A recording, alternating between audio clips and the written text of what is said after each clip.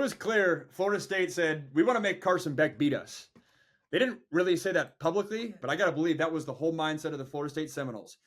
Don't let the run game beat you. Force Carson Beck to beat you, which that's how you know it's a good team when you're a potential first-round draft pick quarterback is the guy that you want to beat you. But that's the reality of facing this Canes offense. Check this out.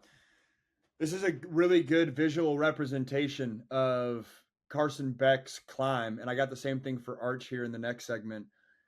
Basically, what you're looking at is these are advanced analytics, and a lot of the basically EPA, just think about that as success rate. So on the left-hand side, look at the 2023 side, far left. You're basically looking at explosive plays, early down success rate, late down success rate, pass success rate, just in general. That whole left-hand side, Carson Beck, 2023, lights out. Big reason why people liked him for 2024 as that next class's NFL number 1 overall pick.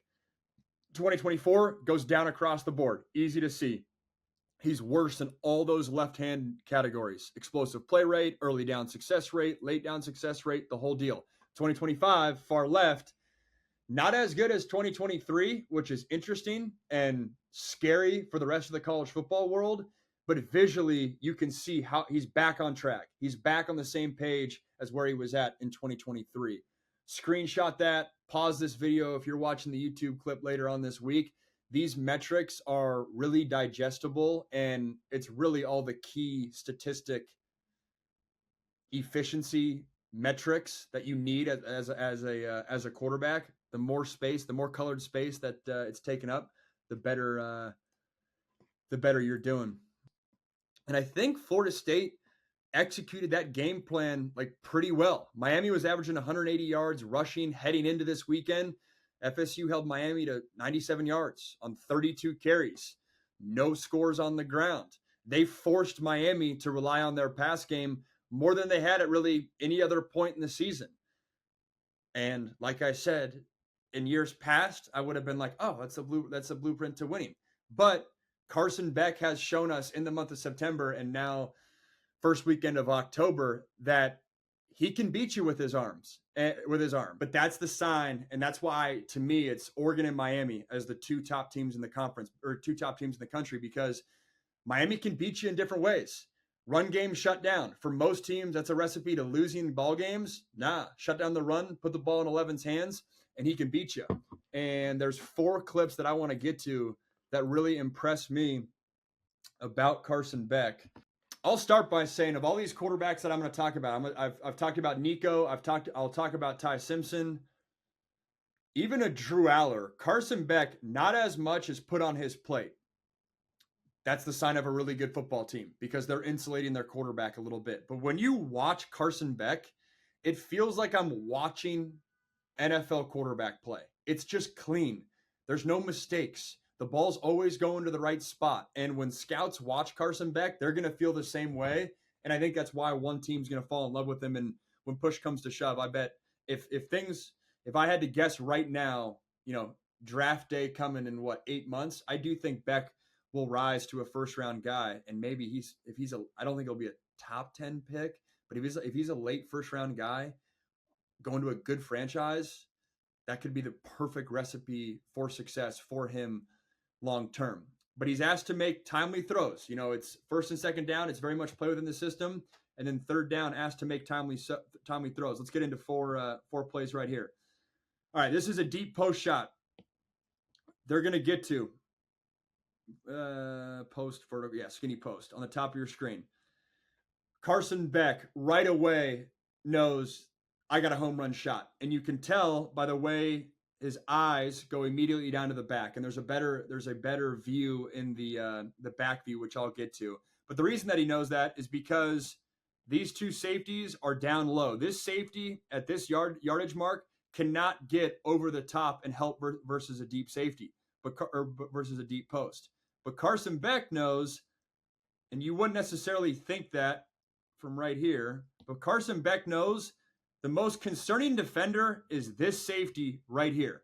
You wouldn't necessarily think that based on this look, but he's not worried about this corner at all. Based off leverage, based off the fact that he's got, almost a half of the field by himself, he's trusting his receiver to beat this corner with the route. But this safety, if he doesn't manage this safety with his eyes and this ball fake, this safety on the bottom screen hash can get involved here. He's going to take his eyes down, give a nice fake, hold that safety just enough to be able to, when he has that home run shot, not allow that safety to get involved. Check the back view. Oh, dang, I didn't put the back view. My bad. I'll have to explain it with just eyes down, looking at the ball fake right here.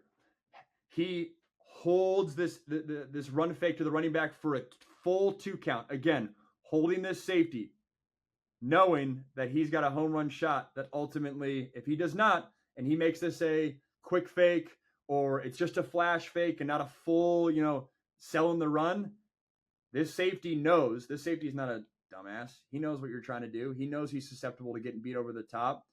If that's just a weak fake, he'll get over the top, and this might not be a home run shot. Dang, I wish I had the back view for you guys. My bad. Next play. Again, the sign of great quarterback play is when you make hard throws look really easy. This is just a simple play action left. He's going to roll out. Oh, receiver right there, painted on him. This is a really hard football throw. As a right-handed quarterback who's not necessarily the most mobile guy, there's a lot of offensive coordinators that wouldn't even roll their quarterback out to the left if he's a right-handed quarterback, because you got to flip your hips and it's just a hard throw to make. But when Carson Beck gets out of the pocket, think about this from his perspective. He's out of the pocket. His back's been to the defense the whole time. He has to manage this defender coming right at his face. Oh, by the way, he's on the road, rivalry game, all the emotions. This guy has pretty tight coverage on this receiver. He's also got to manage a linebacker floating underneath. Contort, he's got to flip his body, flip his hips, manage that rush, put an accurate throw, allow his receiver to make a play. This one, we should have the back view. Yes. Check out this back end view. Rolls out. He's already decided, flip the hips, got to get the ball out. Right here, this is not the largest window. He's going to paint it right here. If this is high, could get picked. If this is low, be incomplete. If it's behind him, this might get picked. If he's late at all, this safety might come over the top and intercept it, but he doesn't. He makes this throw look really easy. When you're sitting on your couch, it's no big deal. This is a really hard throw. Easily could have been intercepted. Right here, this is the home run shot. Love the touch. Carson Beck throws a really catchable ball. They're going to get, it's number 10, Tony, on a little post route to the front left pylon. Again, taking advantage of these safeties being really low. It's a little fake flea flicker. Say that 2 times fast. Home run shot. Makes this look easy. A lot of quarterbacks don't have this touch. Force the issue. He says, I'll put this 60 yards down the field. Meet you there for a touchdown. So it's 60 yards, more like 50 yards. Dime. Money throw. And then we got one more. This is a little thing. Again, when you're sitting on your couch, this is like, all right, whatever. Even when I'm calling this game in the booth, I'm saying this is whatever. Look at how fast Carson Beck gets through his progressions. NFL teams are going to love this.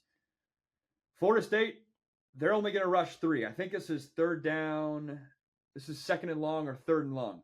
Miami's trying to dial up a double move, home run shot, bite it all off in one play. Rushing 3, dropping 8 for Florida State. Coverage is going to get soft. You're a quarterback and you dial up a double move. Every quarterback's wired to give that every single ounce or every single shot to ultimately, like you're hanging on that to see, is there any shot that I can make this happen? Look at how fast he goes from double move is not there, right? Double move's not there. Corner's really, really high up here. To, all right, I'm going to pass on the flat. That's, progression 1A, 1B. And then he works to progression 3, technically, to then 4 all the way down to 5, running back into the flat. Look at how quick he gets to that. He just got off it, realized the double move wasn't there. 2, 3, ball out. And it's a big deal because it allows the running back to do something. So often you see college quarterbacks be late to the flat, and then it allows the Florida State defender to just rally, and then it's like, shit, it's 3rd and 9. That really didn't do me anything because it took me forever to get to my back into the flat. No, he gets there quick, allows running back to do something with it, and then you get 3rd and 2 on the next play. They convert on the next play. That's high-level quarterback play. He makes that look easy. Every quarterback likes to think that's easy. It's not. It's little things, man. And especially, that's not going to be the most exciting, like, Cam Ward running around, making a bunch of these plays. It's not John Mateer, where John Mateer, to me, is the best quarterback in college football, and it's fun to watch him because he's making all these electric plays. For Carson Beck, it's not the most electric plays. It's not the most exciting plays, per se. I know a couple of those were home run deep shots. But it's just doing what the quarterback coach is telling you to do on paper every single play when you're in the quarterback meeting room. That's what it's like with Carson Beck. It's going to give NFL scouts a lot of hope and a lot of excitement, and it's going to make Miami win a lot of football games.